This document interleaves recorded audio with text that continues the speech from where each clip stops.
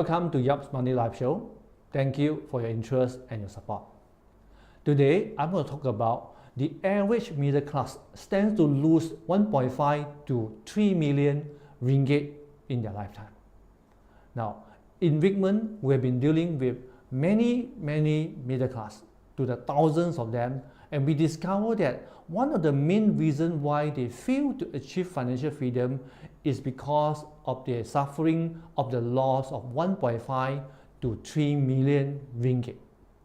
Now, you may wonder what contribute to this 1.5 to 3 million loss. Okay, the contribution of this loss could be from stock market investment losses, unit trust investment losses, property that they invested, not getting the rental that they're supposed to be getting. It could be also the money they put in the bank, fixed deposit or saving account, not getting the return that can actually beat inflation. It could be also that they overpay in insurance premium. It could be also that they have been overpaying for loan interest rate they have been doing. So a lot of time when you look at all these losses, you may see that it's all very small amount. No? But what people do not realize is that when we combine all these different losses and we compound it over 10 years, 15 years and 20 years, it becomes hundreds of thousands or even millions of losses. If someone were to save 2,000 per month for 20 years, okay, if the person only get 3% return, the person will end up having 656,000 at the end of 20 years. If the person can get 8% return, the person will end up having 1.18 million at the end of 20 years. So as you can see, when one person fails to get 8% return, the person will suffer a loss of about 524,000, okay, loss. So for that matter, that is example of one loss that contribute to 1.5 to 3 million loss along the lifetime. Now, you may wonder why this loss and why this mistake actually happened. Okay, a lot of time is that when you make this mistake, you do not have enough knowledge or experience to understand the potential mistake and the error that you will make. Okay, so that's why it's very important for the viewer to continue to learn, continue to follow this Yap's online money show, to continue to improve your knowledge and to acquire more experience.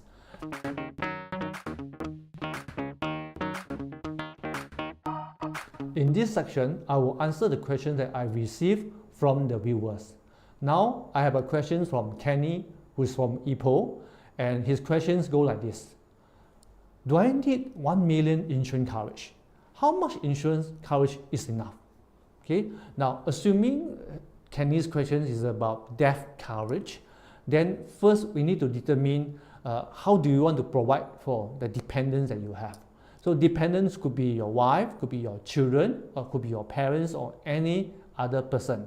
Then you need also determine how much or how you want to actually support them.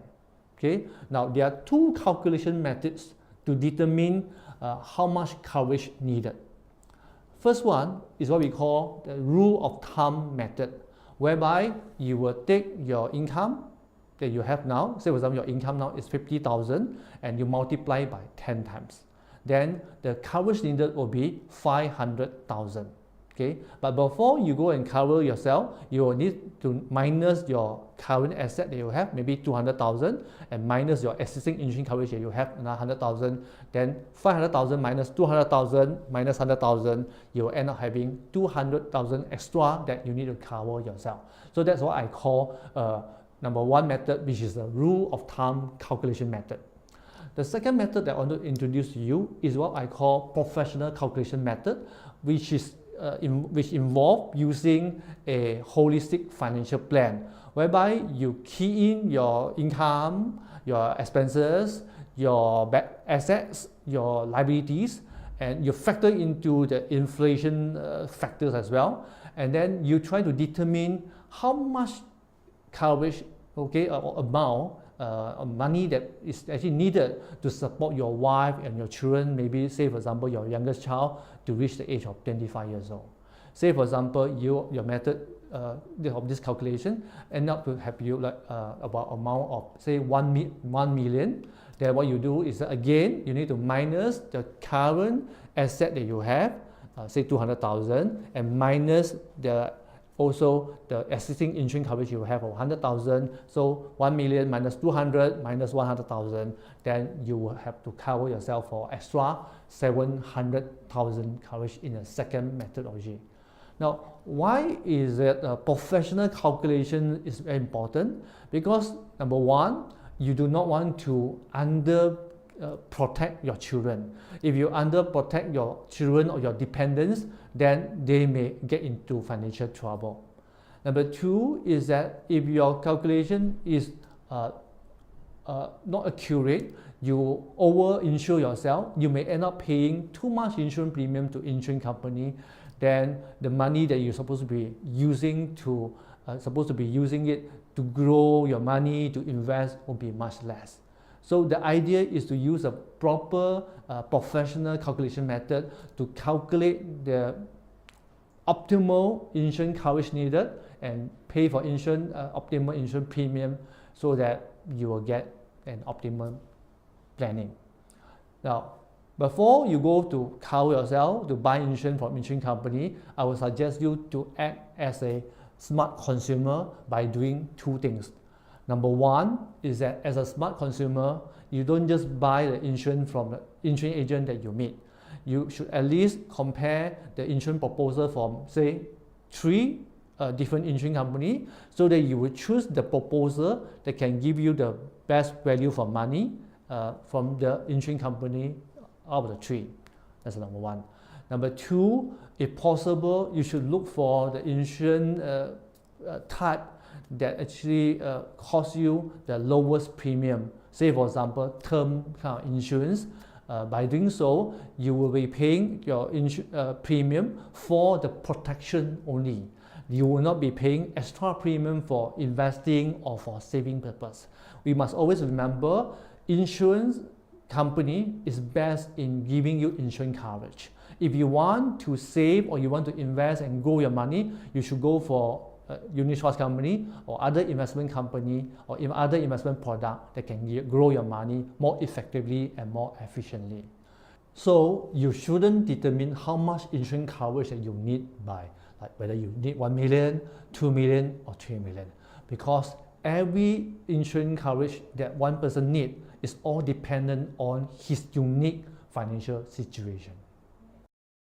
If you want me to answer your most burning question about money, please email me your question or WhatsApp me your questions.